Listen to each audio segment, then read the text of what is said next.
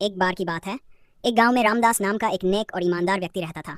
वह हमेशा ज़रूरतमंदों की मदद करता, सच्चाई के मार्ग पर चलता और किसी का बुरा नहीं चाहता। लेकिन फिर भी उसके जीवन में दुखों की भरमार थी। दूसरी ओर उसी गांव में रघुनाथ नाम का एक धूर्त और लालची व्यक्ति था, जो दूसरों को धोखा देकर छल कपट करके धन कमाता था। आश्चर्य की बात यह थी कि रघुनाथ का जीवन ऐशो आराम से भरा था, जबकि रामदास कठिनाइयों से घिरा रहता था। रामदास के मन में यह सवाल बार बार उठता, मैं सारा जीवन अच्छे कर्म करता हूँ, फिर भी मुझे दुख क्यों मिलता है, और रघुनाथ जैसा पापी व्यक्ति सुखी क्यों है। अपनी इस दुविधा को सुलझाने के लिए वह गांव के एक ज्ञानी संत के पास गया और अपनी पीड़ा व्यक्त की।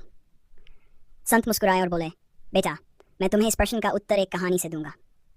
संत ने समझाया, एक राजा था जो न्यायप्रिय था, लेकिन उसके राज्य में एक अपराधी था जिसने बहुत सारे पाप किए थे।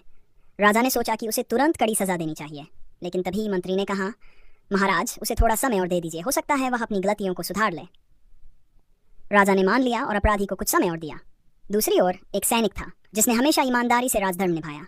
एक दिन युद्ध में वह घायल हो गया और उसकी मृत्यु हो गई। लोग सोचने लगे कि जिसने जीवन भर सेवा की उसे मृत्यु मिली, और जो अपराधी था उसे समय मिल गया। लेकिन राजा जानता था कि सैनिक ने अपने कर्मों का फल पा लिया और अपराधी को अपने कर्मों का फल भविष्य में मिलेगा। संत ने आगे कहा, रामदास, यह संसार एक कर्म भूमि है। तुम्हारे पिछले जन्मों के कर्म भी तुम्हारे वर्तमान जीवन को प्रभावित करते हैं। अच्छे लोगों को कभी कभी अपने पिछले जन्म के कर्मों का फल भुगतना पड़ता है, जबकि बुरे लोग अपने अच्छे कर्मों का बचा हुआ फल भोग रहे होते हैं। लेकिन न्याय का चक्र कभी रुकता नहीं। जब समय आएगा तो पापी को भी अपने कर्मों का दंड मिलेगा और सच्चे व्यक्ति को उसका उचित फल मिलेगा। रामदास को अब समझ आ गया कि ईश्वर का न्याय तुरंत नहीं होता, लेकिन अवश्य होता है। उसने धैर्य रखा और अपने कर्मों में विश्वास बनाए रखा।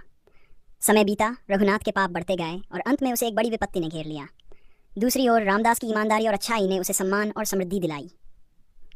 सीख, कर्मों का फल अवश्य मिलता है, कभी जल्दी कभी देर से, लेकिन न्याय का चक्र अवश्य घूमता है।